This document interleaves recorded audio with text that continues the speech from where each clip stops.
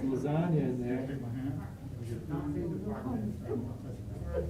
I told him that we're here to fund the police, more staff, so he said something about that too.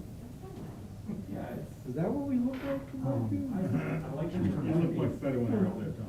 Really? Oh, that's good to know. Yeah, yeah. The bigger your head, the better you're gonna That's look. very tough. Yeah, what I'll do is, What are you trying to tell on me? this side of cheek, Especially when you start doing that. Well, Professor. Yeah, the well professor here. You're okay? All right, so we're in session here. And we've moved some seating arrangements just a little bit because we read the numbers going up, so we didn't want to contribute to the numbers. So the hour 5:30 for a different time. Having arrived, I will call to order this regular meeting of the Finance, Organization, and Personnel Committee. This meeting is being televised live on channel 13-02. The video is also posted on the city website by the end of the next business day, barring any technical difficulty. Anyone wishing to view a copy of the agenda and supporting materials will find it on the city website.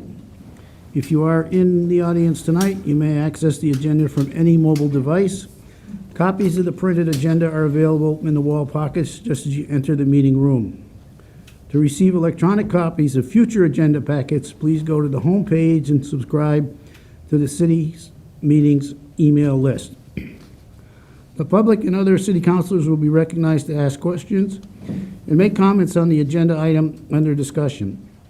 After being recognized, all remarks are to be made through the chair. I will not recognize an individual a second time until everyone who wishes has had a chance to speak. Once a motion has been made and seconded, only the committee members and public may speak. Councilors in attendance will have an opportunity at the next city council meeting.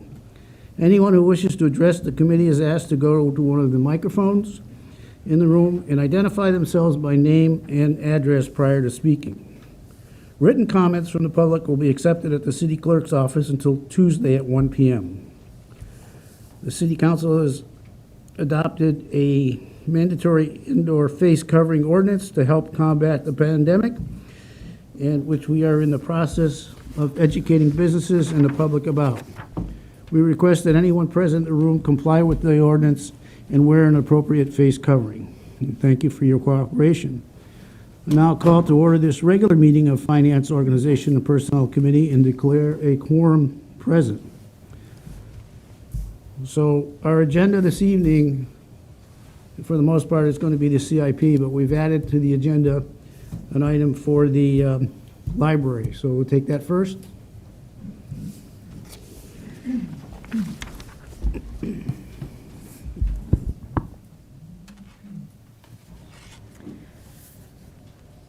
Good evening, Marty Fisk, the library director.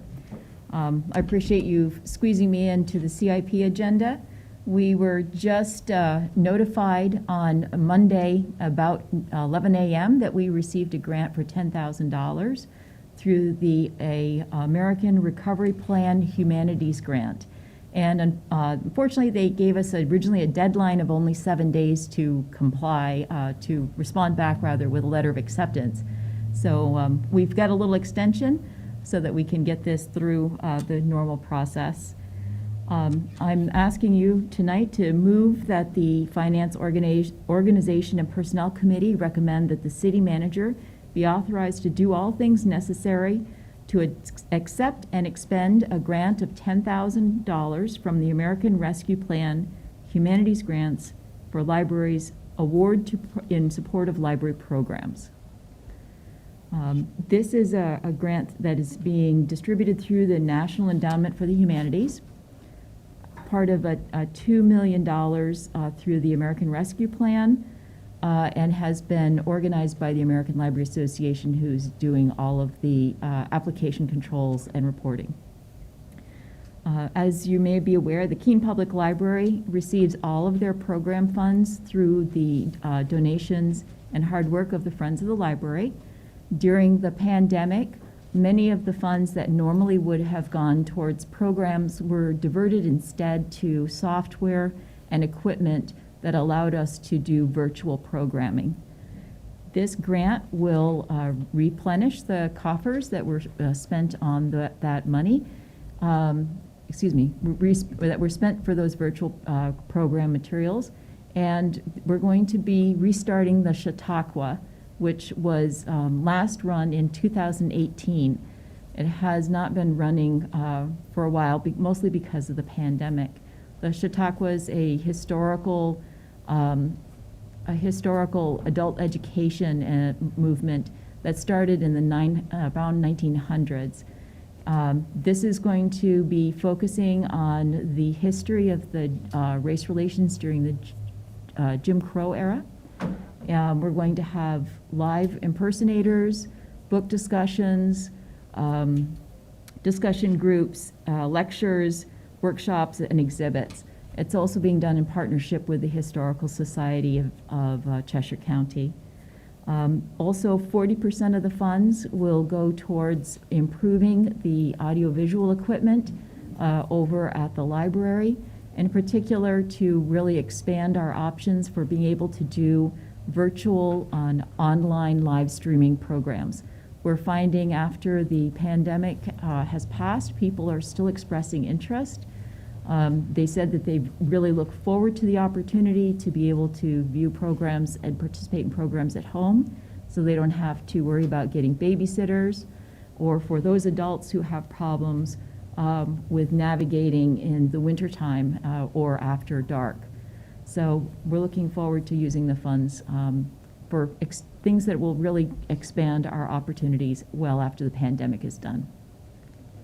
The funds will be distributed at the end of February, and they're going to have to be expended by August 31st. Questions from members of the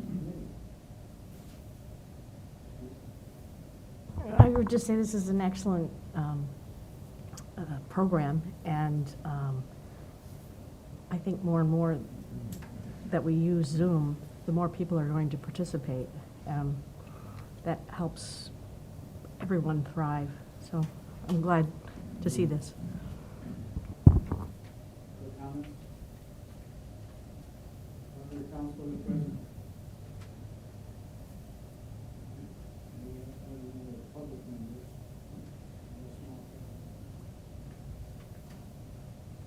Any motion?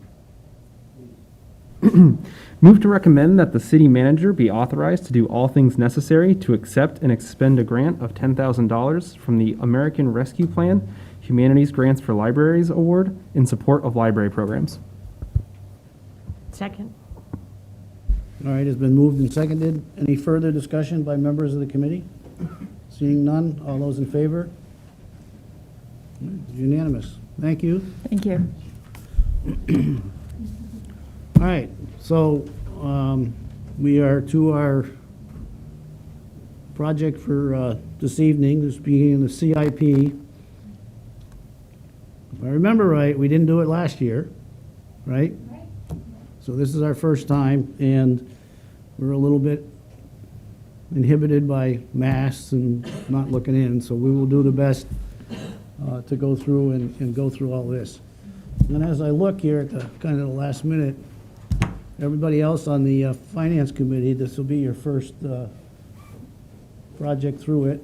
And our normal process is to, we'll be opened with some comments from the manager based on how she's built the entire program that we'll be seeing over the course of the next few weeks. And then each department will present their portion of the CIP and essentially those items that are financed in this year and the next year. It won't go way out, but you're, able to look at that. And if you have questions about items in the project out further, just go and see the department heads or give them a call and talk through that.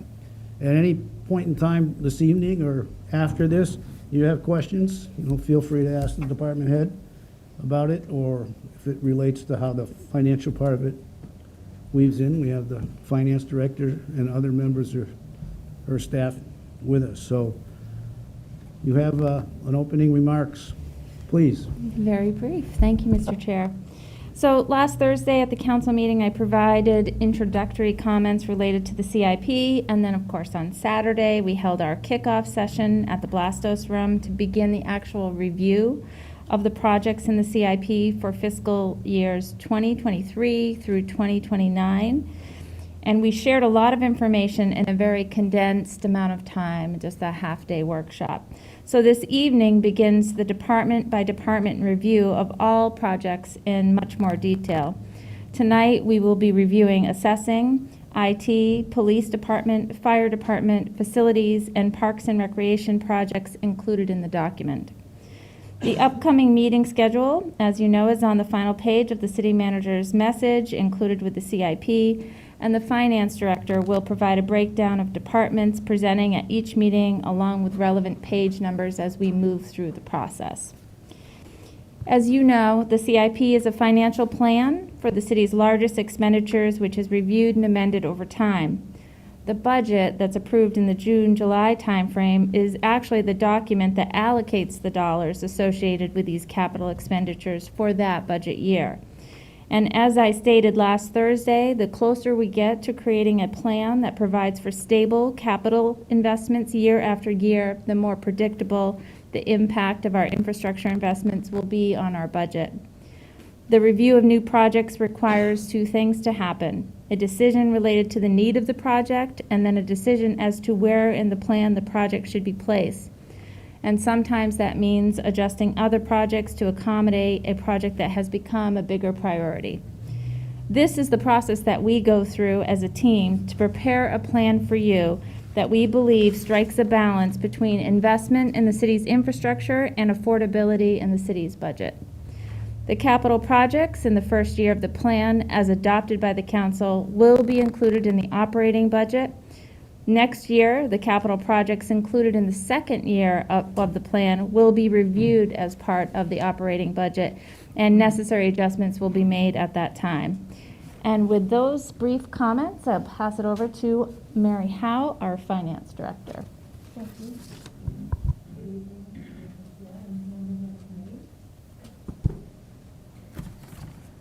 So I want to start off by saying that the CIP book is actually available online at keenenh.gov for those of you at home that want to follow along. So we have that available. It's right on the front of the web page. You'll see a picture. Just click and you'll be able to follow along. So the CIP is a comprehensive plan that covers the 7 years, and it includes projects and equipment that have an estimated cost of $35,000 or more and an estimated useful life of 5 years or more. And all projects that are funded with capital reserves are in the CIP regardless of their dollar amount. That helps us track the money going into the CIP as well as coming out, so we don't overexpend the capital reserves. And we've moved 2 years ago to the biannual CIP, so we're doing it again this year. And I'm just going to have a couple of really brief comments on the book this year, since Elizabeth has covered a lot of the information. New this year on page 22 is a new capital reserve that's proposed for parks and facilities infrastructure. The funding source for this $875,000 per year is from current revenues and or use of surplus. Now, had we done these projects using bond money or debt financing, over the course of the life of the bond and the 10 years, the interest payment would have been over $1.9 million. So strategizing and annual planning and putting money away in a capital reserve is actually a benefit financially for the city. So,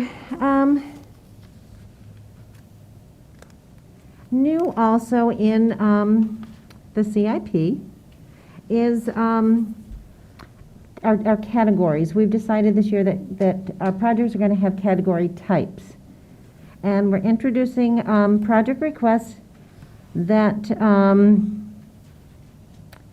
considered a project. It's labeled in now with the individual worksheets as projects.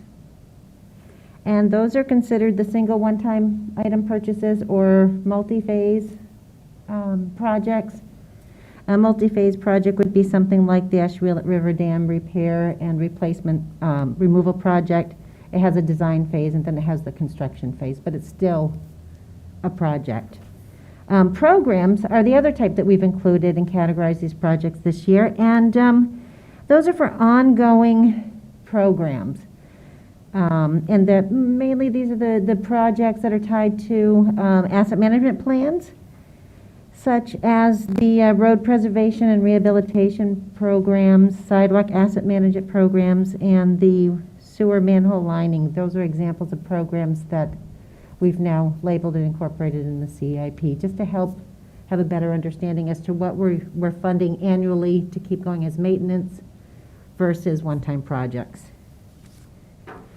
So, and then at the end of the book, you'll find the typical, our appendix. You will find projects that didn't get reported in the CIP book because they're outside of the 7-year scope. And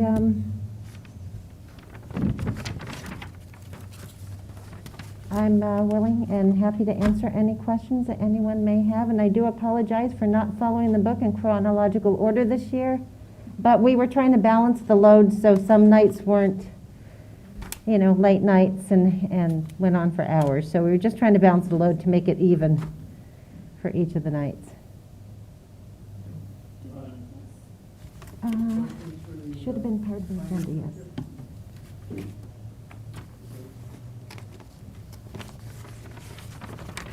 I don't know if this is the right time to talk about it or not, but the Parks and Facilities Infrastructure Capital Reserve piece that we just talked about briefly, where was that money going before, if it's coming from current revenues? What was it being used on?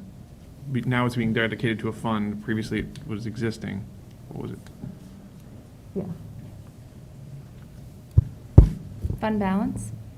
Okay, so it was going from general fund, so this would be removing it from general fund and putting it into a specialized balance. So what the difference between your revenues and expenditures falls to your fund balance, and we have a fund balance policy that's between 10 to 12%. And so we are now at that 12%, just over it. And so what happens each year, there's usually typically money that's falling into the fund balance and gradually increasing it. And so instead of it falling into the fund balance, we're appropriating it into a capital reserve account to help offset debt in future years. Fair. I guess my point is the alternative would be that it would be offsetting the next year's need to pull in new revenue, right? Correct. Same. Yeah. Yeah. Okay. Thank you. All right. Are we ready? Dan, want to join us? I'd be happy to. So I can read my own writing, page 50 for you, right? That's correct, yes. Not bad. I'm sure we did. So, good evening, Dan Langell, I'm the city assessor. Here tonight to briefly go over the revaluation program that we have in the city. This should be something we're all pretty familiar with. We just completed our 2021 revaluation, and that's the process where we estimate all the market values. We estimate the market value of all the property in the city as of a given date. So we bring it to value as of April 1st of the date of the year of the reappraisal. So this year we did it to April 1st, 2021. But because the real estate market, it's constantly changing, it's fluctuating, for a whole host of reasons, we have to periodically update our assessments to bring them up to market value in order to maintain equity and to maintain proportionality between the taxpayers. So state law requires us to do this at least once every 5 years. So we're scheduled to do it again in 2026. And typically that's worked well for the city. We've, over the years, have been pretty stable. What we've witnessed the past couple of years, 2020, 2021, we saw some significant residential increases in value, which really hasn't been typical for the city. I bring that up because we're scheduled to do this in 2026. If we continue to see the real estate market climb or stay where it is now, we may have to move this program up a few years earlier. Obviously, we would bring that before the city council and go through that process and bring everyone up to speed if we had to do that. Right now, there's still a lot of unknowns with the market, so we're not expecting or planning to do that. We'd like to give it a little more time to see, where things end up. So, and just as a further note on that, even with us bringing the values up to where we did this past year, if we're looking at what sales are occurring right now, we're still seeing values 15, even 20% above the new values that we just set. So, that's why there may be a need, again, to revalue a little earlier than we typically would. So with that, I'd be happy to answer any questions. Questions from members of the committee? Other city councilors present? Okay, thank you. Thank you.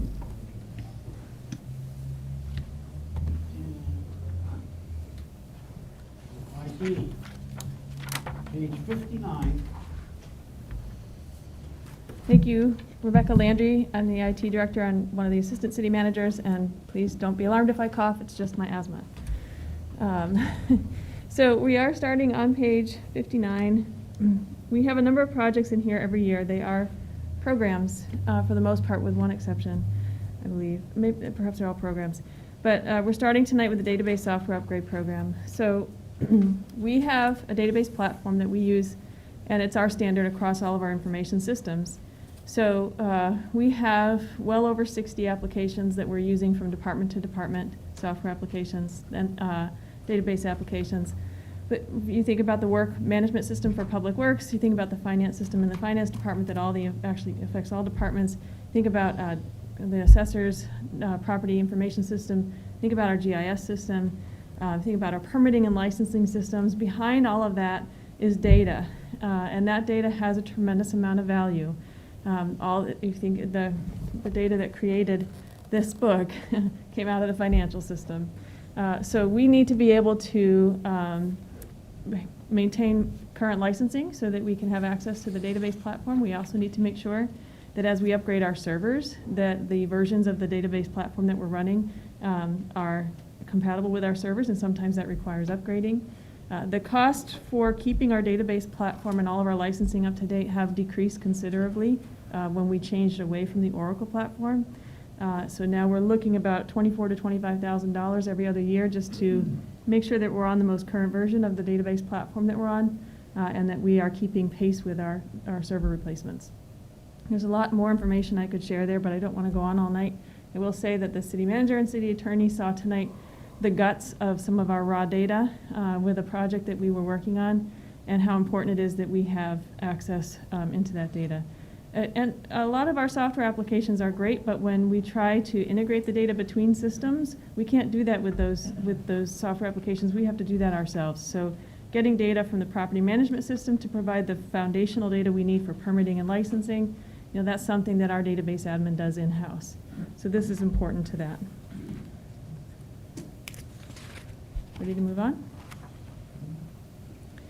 Okay, the next program in here is our network equipment. And you'll see that this has increased in cost quite a bit from the last year, or the last CIP that we put out. As you know, because I have been very vocal about this, cybersecurity is our #1 concern in IT right now. And so what I have done is ask the team to pull together a network equipment replacement program that replaces every device every 7 years. We have found that the useful life of these devices is 7 to 10 years historically. And so if by any chance at the end of 7 years the manufacturer continues to support the devices enough that they will issue patches and updates as we need them if there's a cybersecurity concern, if they continue to do that, we'll push them out. So we're probably not going to spend all these dollars over the course of these next 7 years. But if there is a need to have functionality that can help protect the network traffic, our firewalls, our network equipment, they decide which traffic gets to go where, which traffic can come in and not come in, which traffic can go out and not go out. And we can massage that on a daily basis. And if we need equipment that can be more manageable and is required for various purposes, then I'm hoping that within this program we have the flexibility to replace that equipment as necessary. You're looking at a schedule that includes network equipment in every city building. from wireless access points to edge switches to core switches to firewalls. We have 2 data centers and multiple buildings, and this is the equipment everywhere from the airport to the library, you name it.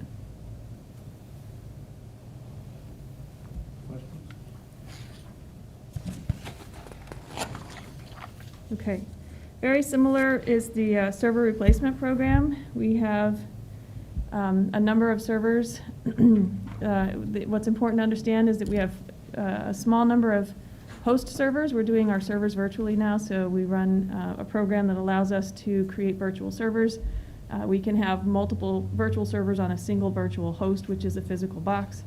This program will replace those virtual hosts, those host servers, and it also includes the UPSs so that we do not have any outages if we have a power blip. And it also includes the licensing for the server OSs, which from Microsoft or any other provider is not free. If you want to run your server OSs and you want your users to be able to access them, you have to have client access licenses and other types of OS licenses. The good news is by centralizing the licensing, we don't have to buy a license every time we buy a server or every time we create a virtual server. We have that enterprise licensing, and it is more efficient and more affordable this way.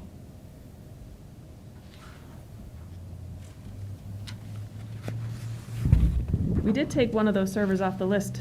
Well, we will be soon when the finance system gets completely migrated off the old and onto the new. That will be in the cloud. So we will not be managing a server for that program. The storage area network is on page 64. That is something that we anticipate replacing every 5 years. Again, we would be happy to push it out if it's possible, because it's a bear to update and upgrade and migrate off the old and onto the new. We do a blend of, all of our data is stored locally here.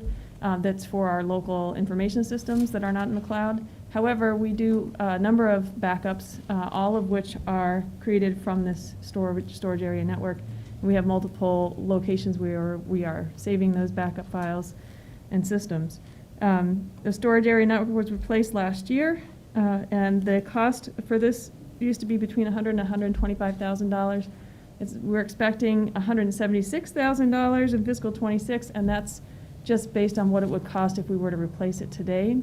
We have seen costs increasing dramatically for this type of equipment, and I honestly don't know what it's going to be in fiscal '26, but that is a ballpark figure, and we expect it will be in that will be 5 years for the current SAN. Thank you. For both of this one and the last one, have we looked at converting fully to cloud just for the storage online versus and the cost benefit of that? We do an analysis every year, and we have a blend of software programs that are in-house. We have software programs that are in the cloud. Programs that are in the cloud, that's where their data is. There are advantages and disadvantages to doing everything in the cloud, especially when you think about law enforcement, dispatch centers, financial data. So, and there are actually, the annual costs are higher in total when for the cloud solutions for storage. So this $176,000, if we were to pay annually for the storage we needed for all of our file systems and all of our backups, it would be more than that over the course of the next 4 years. So there are advantages for sure, and we certainly are, we have backup, we use cloud backup, we use local backup, but also the availability for anybody who would, all of our users would require access to the internet all the time, and we know that that doesn't always, we have a pretty good record of our internet services being pretty reliable, but when they go down, to not have access to our files is one of the considerations. I think it's certainly, there are businesses that have certainly moved to the cloud 100%, and they know that they're not going to have access to their records 24/7 from time to time. The reliability is improving, right? But we do that analysis, and things that can move to the cloud and be affordable and accessible when we need them to be have been. Thank you. Okay, the phone system is something that is a project. We don't anticipate doing this more than every 10 years. Actually, it's pretty impressive to keep a phone system alive for 10 years. The brains of this system, there are 2 servers, and they are redundant servers, so that if one should fail, the other should pick up, which is really important to dispatch services as well as other departments who rely on telephone communications. This includes about 300 handsets that sit on people's desks, and it seems every department has a different use for that, for their phones. There are some departments who use it for their paging systems throughout their, let's say, water and wastewater. There are other departments who do a lot more with conference calling than others. And so the phones that we have now, like the one that's sitting on my desk that I took a picture of for this book, we can't get them anymore. And these are the ones that work with the current system. We have to look for these used. And so it's obviously a risk. We'll be replacing all of the handsets, which is the big part of the cost here, as well as the brains of the system and the software that go with it. Questions?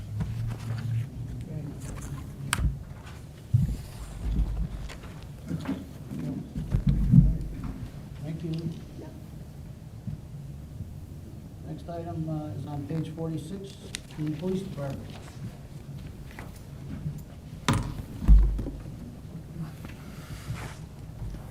Even councilors, chair, the manager, and everyone else, it's been a long time since I've sat in one of these chairs. Good evening. This evening, I'm asking you to recommend a full council to approve our department's CIP request for fiscal years 2023 to 2029. These requests continue the schedule of critical infrastructure updates and our replacement that we have constructed in order to keep our radio infrastructure current, operational, and serviceable if needed. Our radio infrastructure consists of a base station radio system, which was replaced in calendar year 2019 to 2020. Our outdated console system, another piece of our overall infrastructure, the replacement was completed less than 2 months ago. And so far, it's combining nicely with the upgraded radio base station system. The next piece of our infrastructure for our radio system is our antenna systems that are spread out throughout the city. There are 4 stations, but they were also upgraded or replaced during the base station radio replacement in 2019 and 2020.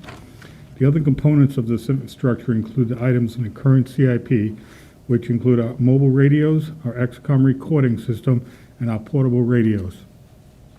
Our radio vendor lists both mobile and portable radios as having a lifespan of 7 to 10 years. After that, they do not support or service them. Given this, we used a 9-year mark from the first year of the previous replacement on our replacement schedule for our portable radios and 10 years for our mobile radios. The XCOM recording system we use must be replaced every 6 years, which is no longer supported by the vendor. This piece of equipment is required for modern safe policing as well as to maintain our national accreditation. This system is hooked up kind of in the middle of the radio and the telephone system, and it records all incoming telephone and radio transmissions as well as outgoing into our dispatch center. Our current mobile radios are no longer serviceable by the vendor, and only one of the 27 that we have on hand is a current version, but that is still older than 10 years. We have 24 mobile radios deployed in our fleet of vehicles, with 3 we use as reserves. A cruiser is considered out of service if it does not have a functioning police radio. We would replace these 27 radios over a three-year period from fiscal year 23 to 25. The next cycle after that, by our replacement schedule, would replace these beginning in fiscal year 2033. Our portables were last replaced over a 3-year period from 2019 to 2021. In this cycle, we moved from 63 to 55 portable radios after we reviewed our true needs and the changing circumstances, and this cut over $40,000 from the previous cost estimates. This brings the next 3-year replacement cycle for our portable radios beginning in fiscal year 28 and extending into fiscal year 2030. That would also be a 3-year program where we buy 18, 18, and 19, if I got my math right, radios each year. We feel strongly that maintaining a replacement schedule that keeps our critical infrastructure serviceable and operational is the right thing to do. Waiting until systems fail is not a good process to replace our equipment. I feel that we have a very good replacement cycle in effect right now. And ask for your continued support and the support of the rest of the council. I'd be happy to answer any questions. Just curious, what becomes of the old systems? I mean, are they just like recycled or? That's a very good question. Most of it, in the recent times, we've been trying to We've been donating it to Southwest Fire Mutual Aid County Systems because there is no market value. Nobody wants to buy them, we can't sell them anywhere. Matter of fact, they got to the They point still where. get used, though. Excuse me? They still get used, it sounds like, when you They, donate them? they fit the components in here and there where they need pieces. I mean, for example, we've had cabinets full of 3 Cyclo-Go portable radios because it's just nobody wants them. So some of the smaller PDs around the town, excuse me, around the county, that county dispatches for, they'll approach us and say, X PD could use 3 radios, can you donate 3, or actually lend it to them, if you will. The city goes through the city manager and she'll approve it, and we'll give them 3 radios, which we sign over to them. So they're not sitting in our closet, they're actually doing some good somewhere. I think that's excellent. Thank you. At one point in one of the discussions, we discussed, and I don't remember the answer to this, we're going to create a reserve fund for projects like this. Was that done for the radio systems?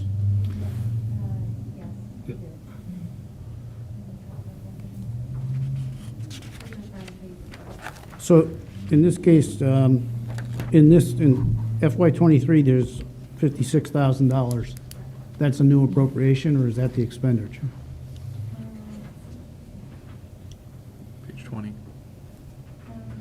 Page So 47. are you talking about page 47? Yes. So if you look at the bottom for the financial plan, it's coming out of that capital reserve account. So the capital reserve account, Mary's looking for the page number for you, will show you Okay. the money going in and then the Yeah. money coming out. All right. Yeah, that's on page 20. And we established an emergency communication capital reserve in the last CIP process and budget for that year. Okay. Thanks. Any other questions from our other city councilor present? We're good? I would like to answer a question from Saturday, if I may. The XCOM, it basically runs off, it can record 4 months or 6 months, depending on how many recordings come into the machine. There's not an exact cutoff date. I had a brain lock Saturday morning, I couldn't answer. Thank you. Thank you. Page 32 in the fire department.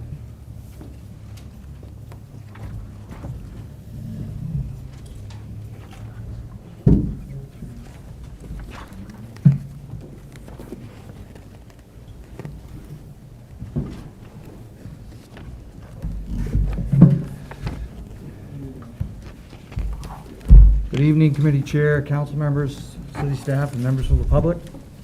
Mark Howard, the fire chief. I have with me this evening Deputy Donald Farquhar and Deputy Jeff Chickering. I have a brief introduction, and then they're going to explain our program on the pages 33 and on. In presentation of the FY 23-25 CIP planning, 29, planning, we have reviewed all of the projects that were listed in prior year's CIP. The first 4 projects that you will see in your book this evening are projects that pre-existed this year. We have updated existing projects accordingly and projected estimated cost and updated the narratives. You will also note that the SCBA project, and I mentioned this specifically for the new council members that were not here a couple of years ago, the SCBA project that was projected to cost $750,000 with a CIP plan date, I believe, of FY '24, we were able to remove from this year's project's needs because of a grant that you're aware of, or most are aware of, that we received, FEMA grant that we received, that was authored by Deputy Chickering with assistance of other staff members within the department. So that was good to remove that project. We have suggested that, So again, you'll be reviewing 6 different programs, and I'm going to turn that over to Deputy Farquhar to cover the first 3, and Deputy Chickering. Jeff's the first 3. Good evening, Council Chair. On page 33, you're going to see the capital reserve, ambulance capital reserve. This is a program set up for a replacement schedule of our ambulances. We currently have 3 ambulances right now they're set up so we're replacing one every 3 years. So it, counting that out, it does a 9-year replacement lifespan for the replacement of the ambulance. During this replacement schedule, we're going to be replacing one in fiscal year 25 and fiscal year 28.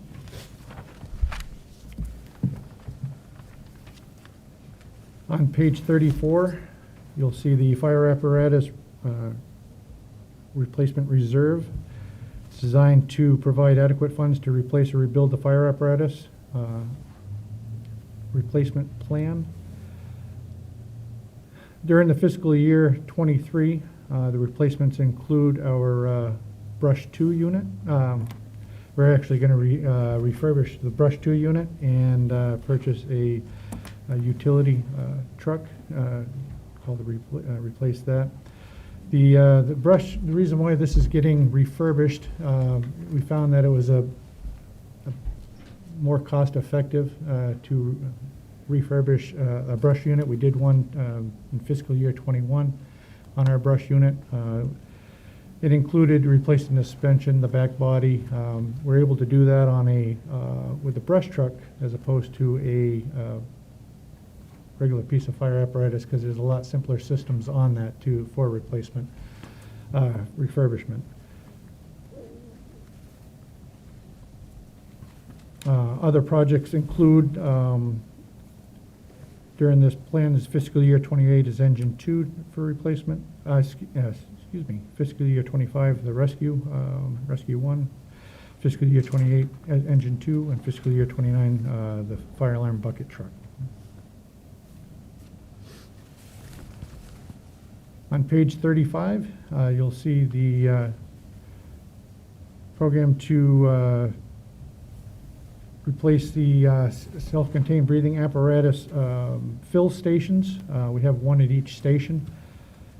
The ones we currently have were both brought with grant funds.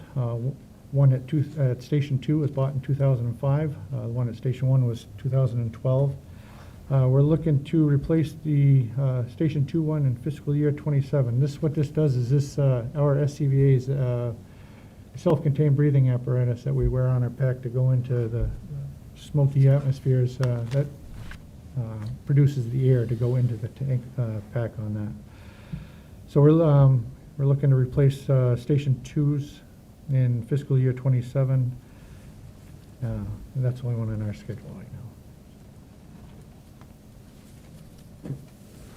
And for the last three for the fire department, we're going to look at the hydraulic rescue tool replacement, new item, which is non-disposable durable medical equipment. That's of great interest and important, so I'll spend a little time on that one. And the last one will be gear washers and dryers.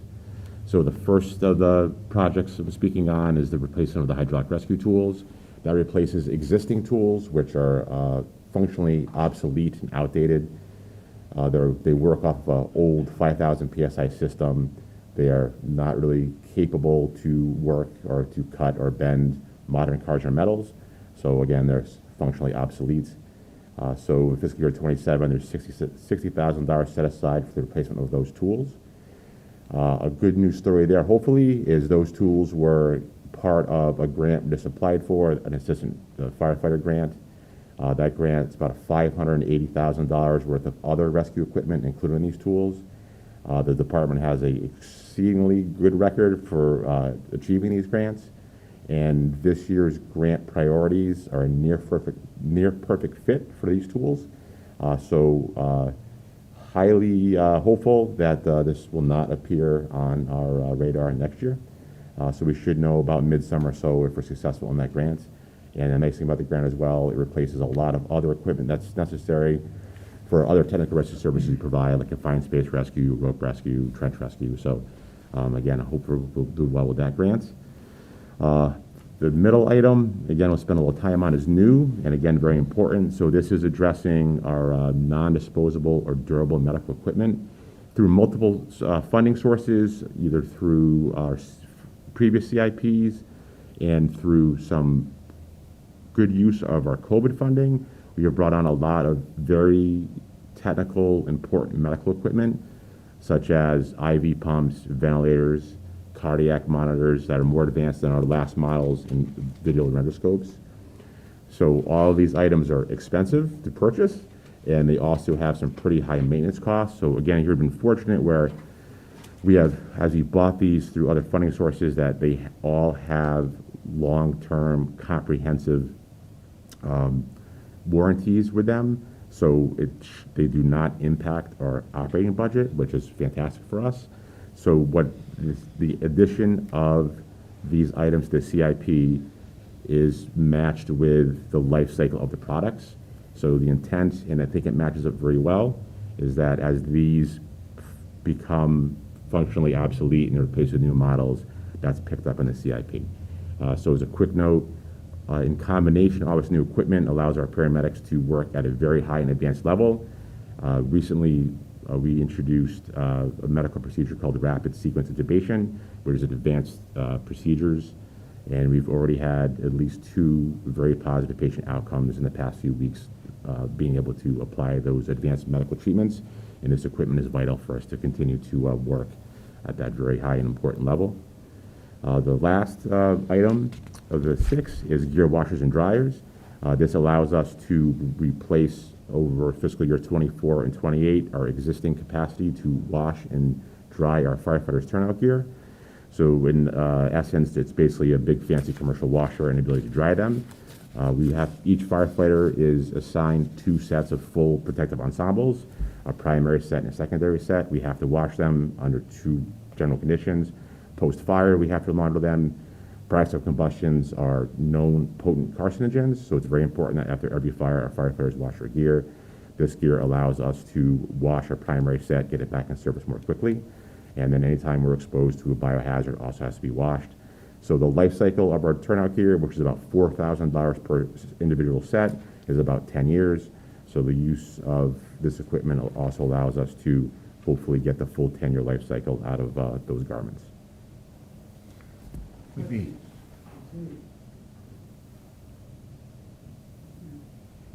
Just wanted to add an additional comment. The EMS non-disposable equipment program is a new program into the CIP this year. And if you look, the first year, it doesn't, or even the second year, it doesn't really even meet our initial cost threshold. And if you looked at each item, they wouldn't meet the threshold for a CIP program either. However, these are things that we know we need to replace, and we've been working to really incorporate more of those into the capital planning so that we have a regular replacement schedule instead of creating spikes in the operating budget, which is what has happened in the past.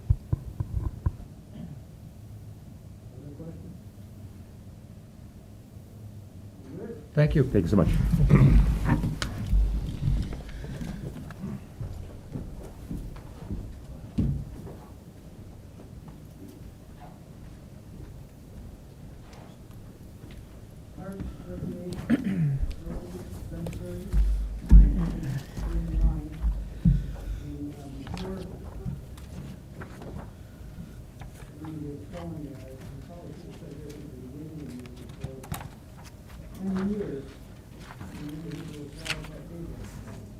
Rickety old table.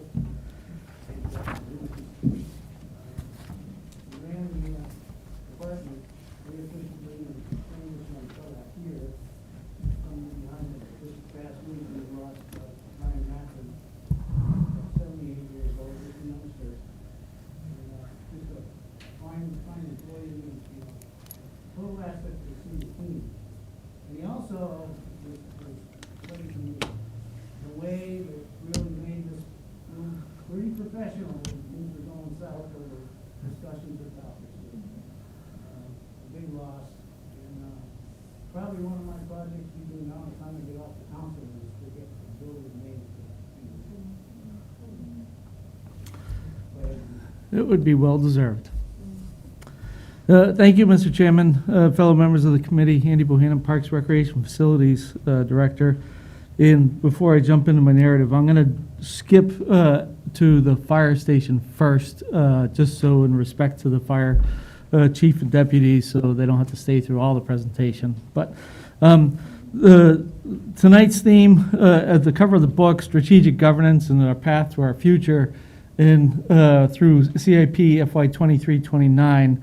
The theme to the CIP covers aligned with many of the programs, projects already established by Parks and Facilities and continue to be the focus of our improvements.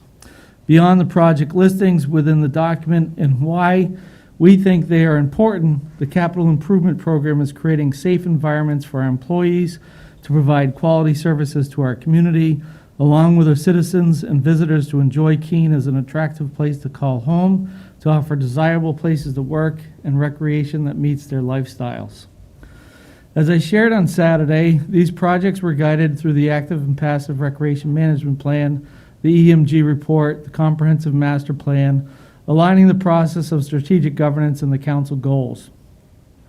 We value the park and or facility, no matter the size, the green space, the length of trail, or the amount of use, and we have prioritized the project needs based on asset management.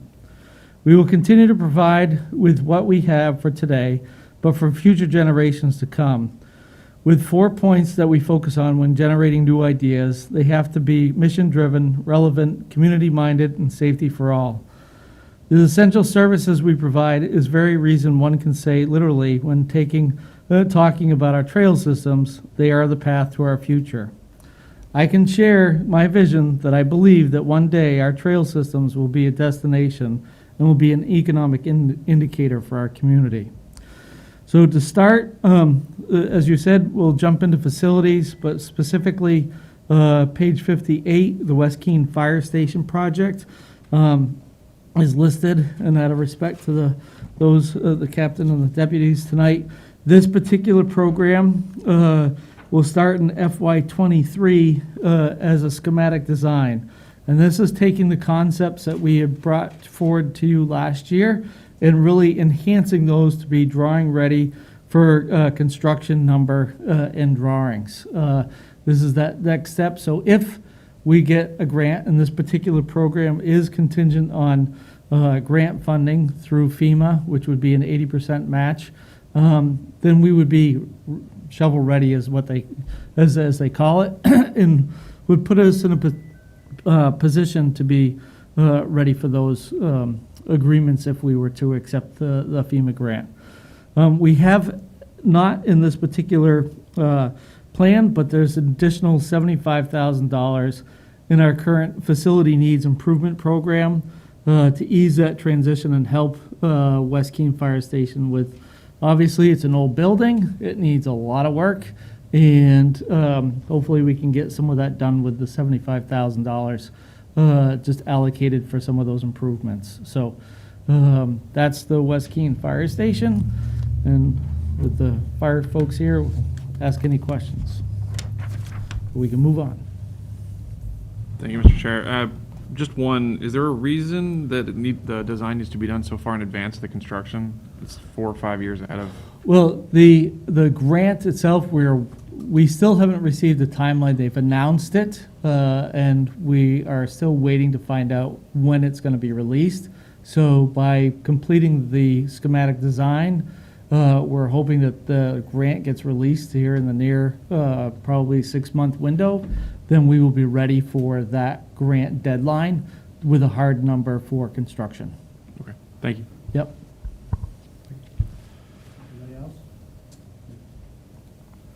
Thank you. All set? All right. So we'll turn back to page 51, 52 is our municipal building improvements. The EMG report kind of creates that opportunity for us to prioritize through that, and on this list that you see through 23 through 29 is a various list of different projects. This particular budget's really focused on 23 and 24. 23 is the admin roof at Public Works, putting down a extremely strong rubber roof design for low slope roofs and replace what we have. And then in FY 24, the boiler replacements at the recreation center are, hopefully they last that long, but we'll get them through. And this particular program, as you'll see with the parks program, constantly shifts. So if a priority does come forward, we have that flexibility to shift, and which we've done this year. When we did the generator project and we did the HVAC project, we were able to shift those forward to make those happen immediately, and push off like the painting of the, in front of City Hall. So there's all those things that we kind of juggle and try to prioritize. Page 53, we have the municipal building roofs program. I think we all know if we don't replace our roofs and we don't, then we're in trouble, because that's kind of, we have a lot of assets underneath those roofs, and if we don't take care of them, we're in trouble. So that's outlined. We've actually given you a schedule of what roofs will be replaced in that particular year. I've had requests to shift some of those roofs, and you look at the need in the year, and we really have come up with a schedule that meets all the timeframes that we have in front of us. So, and the needs that we need to meet. So that's the schedule there. If you need to look with the police station roof, it was replaced back in '98 and definitely needs to be upgraded, as well as the recreation center gym roof, which was brand new in '97 and is showing its age. Last year we had a significant leak, and we were able to cover it on the gym floor through our insurance company, but we've had multiple visits already this year from the roofing company just to try to keep that patched. So doing the best we can with all the roofs.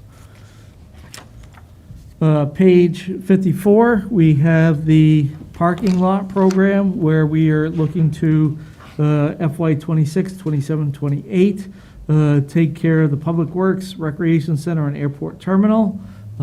If you've ever driven down into the Public Works area, where where the parking lot is for the employees, it's not so good, as well as the airport parking lot, it's not so good either. So we are looking to make sure that we get those taken care of. And just the age of the recreation center is one thing that we want to try to maintain with a heavy use public parking lot.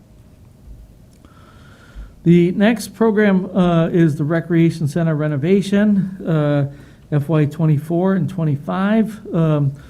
24, upgrading the HVAC system in alignment with the boiler replacement. So we've become a little bit more energy efficient and operating with the,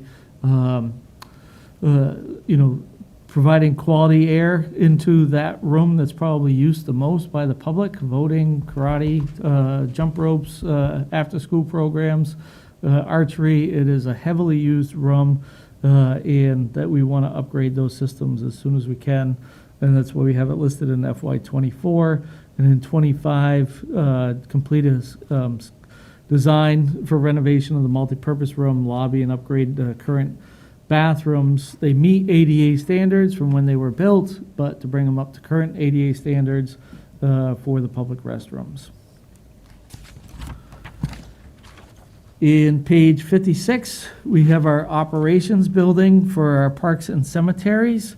And this building was built in 1984 and really has not seen any upgrades since that time frame. The guys have done a great job of maintaining and painting the office area of that building, but the outside paint, the exterior, the roof, the doors, some of the other alignments inside, they need to be updated, and they need to be painted and given a little love. So we've put out in FY '25 $180,000 to get that work done for the environment of our employees. In FY '25, on the next page, you have City Hall structural repairs, and this is a program where, as I shared on Saturday, it's in FY '25.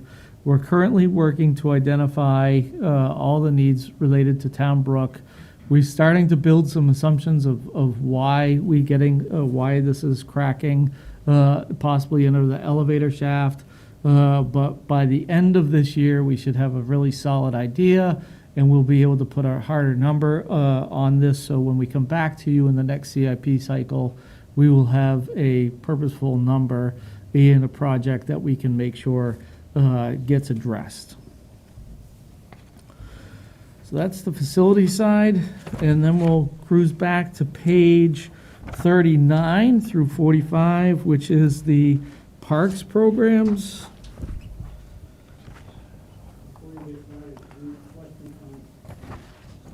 Yeah. Thank you, Mr. Chair. Yeah, quick question on the roof replacements. Do you happen to know why the police station roof is so much more expensive than the other replacements? The expanse of it. It's just the size? Yeah, the size. Okay.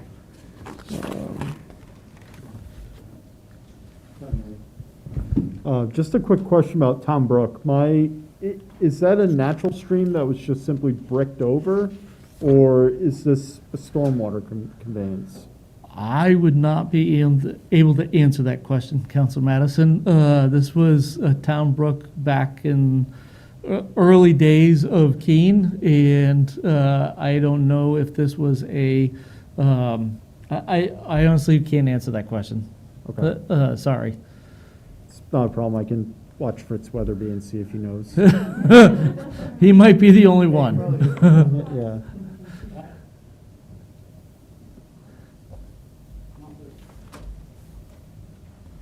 Thank you. Randy Filio, City Councilor. Well, we're talking about roofs. At the CIP presentation that we had this previous weekend, when we were talking to the division for the wastewater treatment plant, they brought up a situation that we're going to be replacing a roof shortly. And when I brought it up to them, why isn't this part of the city's roof replacement structure, through, Parks and Rec? They said, well, it's because of the way we've always done it. So, whenever somebody says that's the way we've always done it, the red flags, go up. So they are planning on replacing a roof down there. My question is, why aren't all of our roof projects done as one? Because if we put them all together, I feel if we send them out for bid, we get a better rate rather than piecemealing it. So my question is, I guess through the city manager also, is why are we doing this individually, and why aren't we including this in this budget? So that's a great lead into a comment I was going to actually make related to facilities.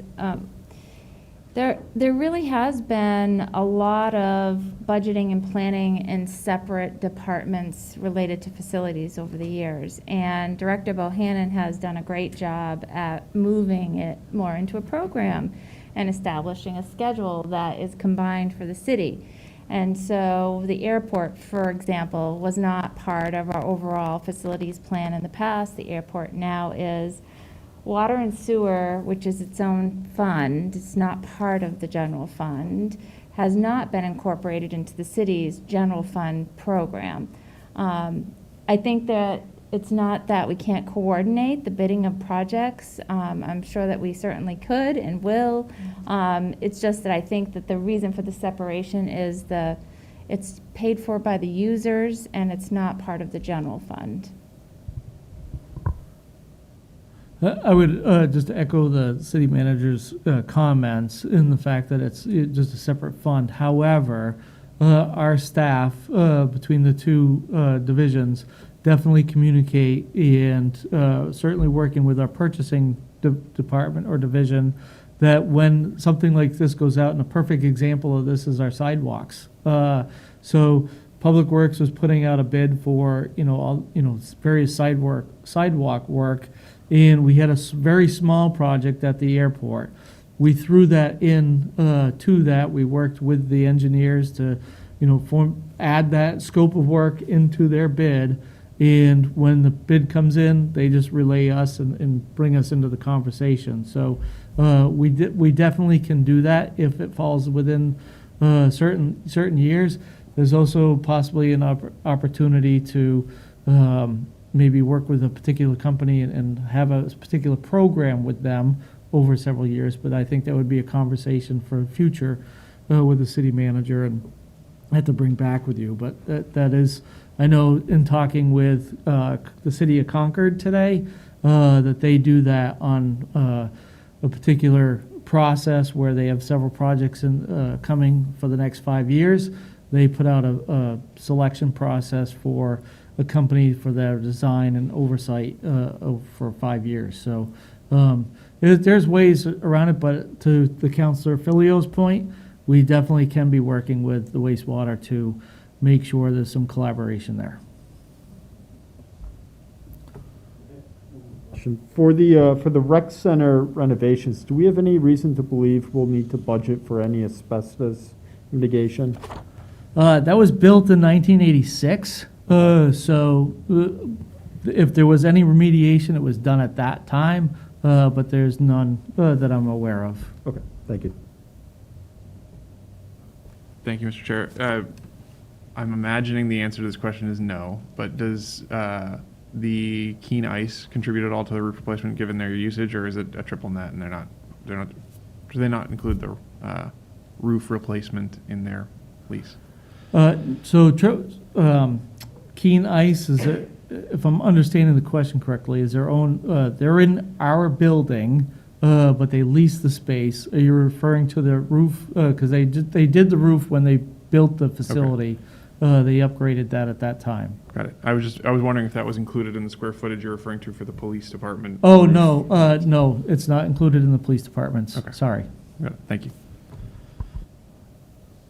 So the progress in addressing these is a reflection of how there's been a great effort on the manager's part to coordinate these much more than we ever did in the past. I mean, if you think back, there was no, everybody had their own custodian back in the day, and each department and each building kind of ran on its own. So to me, we've gone multi-miles at the point we're at now. And in many cases, though, when you think about, if we're going to do one of our roofs, which are always a problem, this is New England, that's probably going to eat up the whole amount in the budget that particular year. But there may be examples when the two of them could be done at the same time, depending upon the funding source. And I think one of the other problems that Andy faces, and Brian did too, is some of those projects were built and trying to save money. We didn't do the roof when we got the building, or did the building, and then we had to pay for that later. And those kinds of things aren't done anymore under the supervision that goes on. So there's been a lot of progress. And our roofs are they're just damn expensive. So we need to plan ahead. And with these capital reserves, I think that's happening.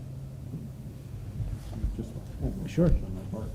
What heating fuel do we use at the rec center? Currently, we use propane. Okay, thank you. That's currently, and we'll definitely explore various options when that time comes. Okay, thank you. Yep. All set for parks? Okay. So page 39 kind of gives you a outline of the maintenance program. And this was established via the active passive recreation management plan. And it's partially driven a little bit by the EMG, but mostly the active and passive management plan. And it's really, in that plan, it was identified as key issue number 3, which was to institute a long-range capital planning and park-specific master plans. So you'll see that key issue come forward in a couple of the other projects as well. And on page, so when you look at that particular program and you see $75,000 every year, there's needs that need to be addressed. And like the facility side, we may adjust. We may hit the tennis court resurfacing and find that, it's more than just a paint job. It needs to be, there's a large puddle on the east side of it, and maybe that needs to be repaired as well, and which may take away from, the basketball court or the pool restroom. But it will have to fluctuate, and those are always fluid, but we are meeting, and we've done some great work as a result of this program so far. On page 41, similar to the maintenance program, we have an open space and trails program. And I would say this has been a great opportunity for us to start, and this will begin in FY23, The Goose Pond Stewardship Plan that was done and the council adopted back in 2019 has had an action group for the last basically 9 months, and we are formulating plans to utilize this money and find grants to match that, to leverage the city's funding and really improve the trail network on Goose Pond. The following year in FY '24, we'll be able to repave Apple Way, which connects Court Street to Wheelock Park. That was built in the early 1980s, and that's a good opportunity there for us to get that fixed along the bridge areas, and it's settled quite a bit, and it's not really user-friendly for anybody maybe in a wheelchair or in a scooter or something to that effect. So the next page, you have the Asheville River Dam repair or removal, and this is scheduled in FY '24 for some design work. If you are to go forward with, this will be a public process where we will engage the public and bring back to the city council the recommendations of this project. And the number that we have in here can serve as either the removal or to repair the dam. So to repair it, we're going to need to do some work on the sluice gates, which will be pretty significant. But removal, there's a lot of grants out there that may provide some opportunities to reduce that number. Obviously, we need to work with some, the fish community related to the fish ladders. So there's a lot of conversation that has already occurred on this particular project, and we need to tune all that up before we go into that stage. When the city, when the state gives the city a letter of deficiency, is there a time limit in terms of like when we have to address it? And if we don't address it, is there a fine? We do have to address it, yes, and we've been meeting with them on a regular basis to show progress towards our project. So as long as we are doing that and they find that we're meeting that satisfactorily, then we're okay. So if we had done nothing at all since that letter of deficiency, then we would probably be facing a fine and they would probably be coming for us. However, we have had, think about during this time frame, we had a community organization looking to do some hydro plant there, and then there was a hydro study. Then there was, I can't remember the firm's name. They came in and they did a removal study. We've also had the Rhode Island School of Design in 2019, and they provided 10 different options back to the city. And so this was a particular project that get moved out. So now that we're kind of getting closer, we need to focus in. But the dam, we met with the Dam Bureau, I believe it was 2020, early in 2020, and they were satisfied with the progress that we were making. So as long as we're making progress, I was curious if there was a deadline, like we give you 10 years to address this or else, but it sounds like it's not that stringent. Well, and Councilor Madison probably has a little bit more knowledge than I on this particular subject, but when the city completed its comprehensive dam plan, that carried a lot of weight with the state and showed that we were making progress towards all of these. And you had Babbage Dam, Goose Pond, Woodward, and this particular dam. That's a pretty heavy lift for any community to create an immediate response. So with the dam plan, we spread that out over years. DES was very satisfied with that and has allowed us to continue to work towards meeting that goal. Just as a little primer on my end, so the way enforcement typically works within DES is First, it starts with what's called a letter of deficiency.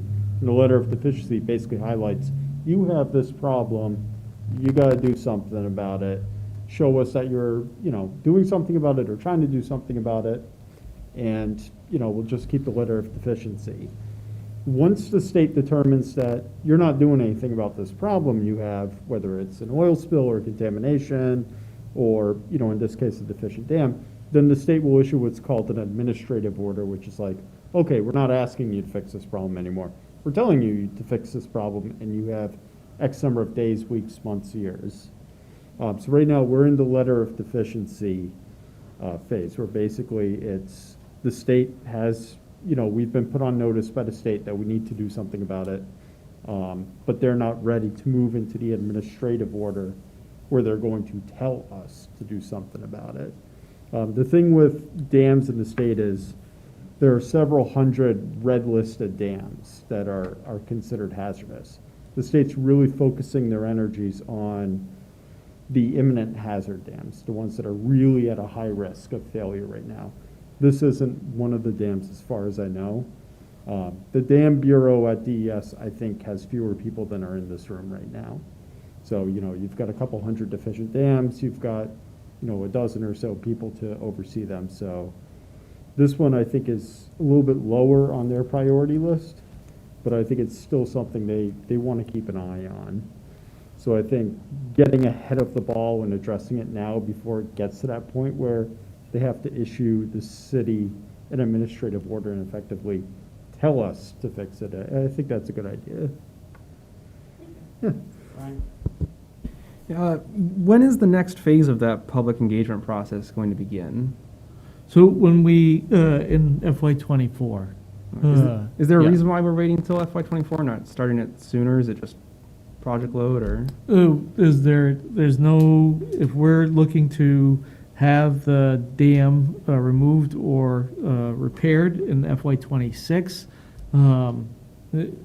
just start the process a little bit closer. And funding-wise, it was better to put it out till FY '24. Thank you. Yep. Thank you, Mr. Chair. What do we expect to learn from the public process? Like whether they want to keep it or get rid of it, or? Yes, I think there's a great divide in this community related to that. You have this historic side, and then you have the waterway side that is very interested in opening up that channel for the fish to migrate further up the Ashwillet River. And I believe, I hope I'm not mistaken in saying this, but I believe this dam is one of the last on the lower half of the Ashwillet River. Okay. Yeah, I'm trying to understand how a public process would work besides just being a debate in the room.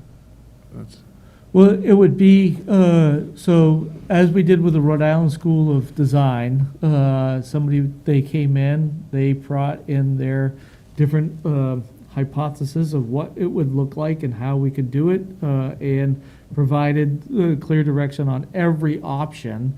And then at that time, city staff has the ability to come back and present to the council the best options and most affordable options that we have. You may have the opportunity to receive, a particular grant and make the choice very easy for you. Or if there's a strong will within the community to say, we need to keep this dam for this particular reason, there's going to be, the dam's been there since 1920, so you have a lot of history there, and it served a great purpose at one particular time. I know the Ashwillet River Park Advisory Board at one time, that was a while ago, but at one time wanted to make sure the dam stayed because it provided quite a bit of aesthetic value to the park. You take the dam away and the park kind of loses some of its value.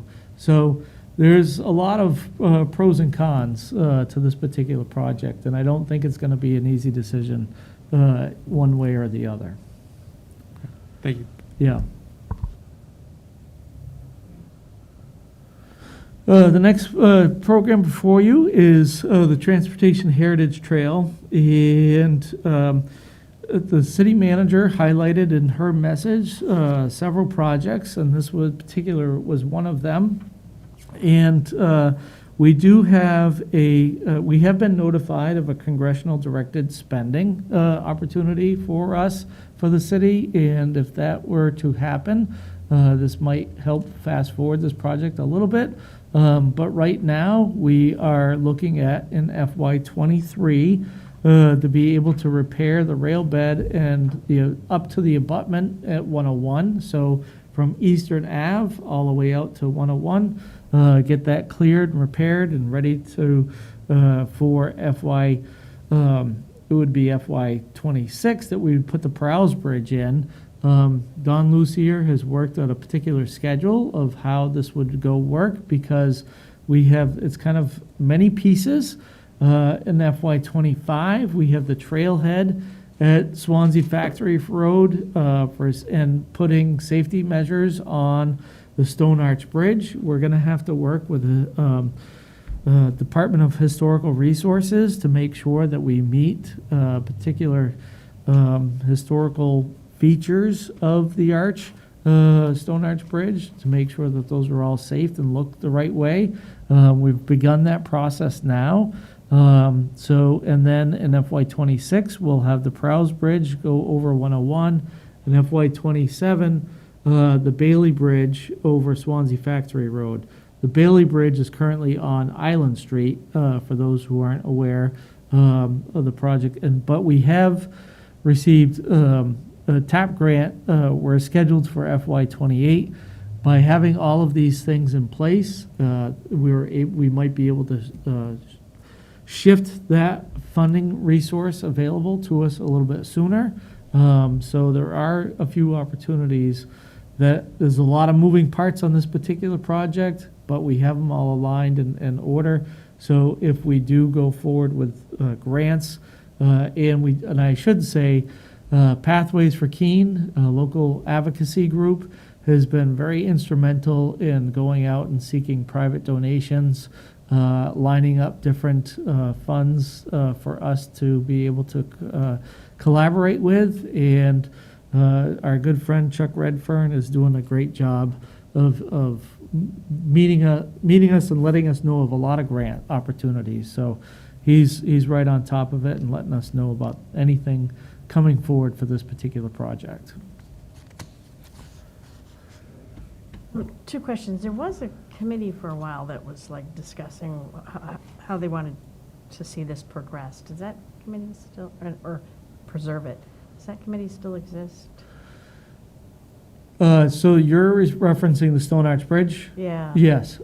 So there was a group that met, and I think that group turned into the Historic District Commission, or they were a subset of the Historic District Commission. But many of those members are no longer on that group. But we will be working with them. The Bicycle Pedestrian Pathways Advisory Committee has collaborated with that group to have some joint meetings to figure out how they can move forward to make sure they meet the historic needs of that bridge. So I was thinking, when we talked about, it says in here about the trailhead, and I was thinking it'd be great to integrate the history of, the old pictures with the actual trains and such going past, and I just wondered if two different types of groups could come together and blend, the history and then making this a viable trail. That is, Counselor, that's a great question, and I know that there has been conversations already related to that. At the trailheads or even by the bridge, we want to make sure we commemorate and why these bridges are so important. And I think this is what got our city engineer, Don Lucier, so excited and named it the Transportation Heritage Trail, because of the influences on engineering that these three bridges have had. I know that has been part of the project discussion. Yep. Next, we have on page 44, Marlborough Street Corridor Improvements Trail. And you may say, why is the Parks and Director talking about this particular project? And that's because it connects to the Cheshire Rail Trail. So we received the TAP grant, and this project is also listed on page 5 of the city manager's message. And we received the TAP grant, which is an 80-20 split, and we have a trail connection from Marlborough Street that goes down Bartholomew Court, around the Fleet building, and up to the Cheshire Rail Trail. That's one of the features, and among that also will be a much-needed asphalt overlay that will go from Main Street out to Eastern Ave. And we'll have a lot of traffic calming features within Marlborough Street, along with what we call complete streets, which would add bike lanes and crosswalks, improve lighting, and of course the trail connection. So that is scheduled for this year of FY23, and I think when that project is done, anybody who travels Marlborough Street will be very happy, including our police officers.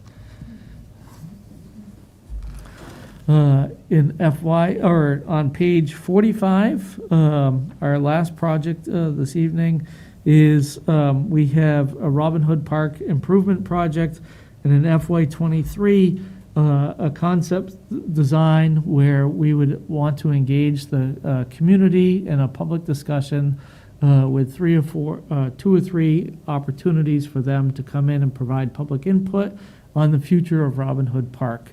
The FY27 funding, if you recall, was there mainly for particular the pool, but I think as things move forward within our community and across the state and across the nation, I've seen a lot of communities, Concord, Exeter, Manchester, Newmarket, all replace pools with large splash pads, which are interactive water play for children. And I'm not saying that that would happen here in Keene, but I'm saying that it could be an opportunity, and this would be one way for us as a community to have a conversation. There is a lot of comments on our social media pages about the East Side and Robin Hood Park. By the way, the ice is open, and we have a great facility up there for the next few weeks. But the playground building itself really needs to be replaced. The tennis courts need to be replaced. The tennis courts are at the end of the field, if you will. The water table is very high. The courts get undermined. If we went back in and tried to even just paint them again, we're wasting money. The light fixtures aren't really good. And not only that, you have this beautiful amphitheater where this picture was taken from, and you can overlook the whole city of Keene, but you can't use the amphitheater because there's really no parking. And the bathroom facilities up there are fairly inadequate. So I found the actual blueprint of this playground building the other day, and if you will, they created this building and they dedicated basically an 8x8 space for the playgrounds, which really is not adequate at all when you're talking about having 70 children up in a space to use for a summer program. So this improvement concept plan will do the same thing we did at Wheelock Park, at Russell Park, and give the community an opportunity to weigh in and see the future and meet our goals that we set forward in our master plan. So I think it'll be well worth the effort and a good community discussion that we will be able to come back to you in the next cycle and really lay out a good plan for Robin Hood Park.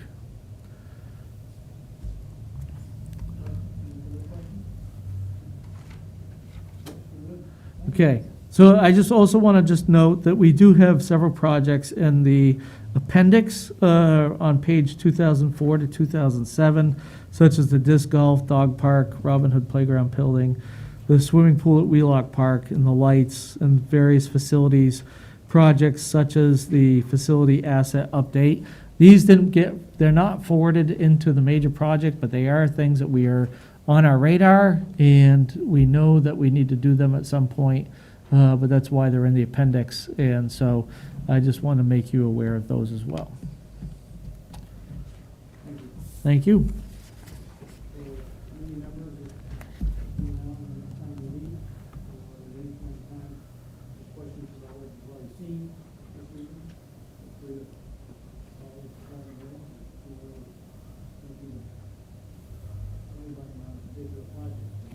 the public works is the city engineer, so be sure to get back to you when you get the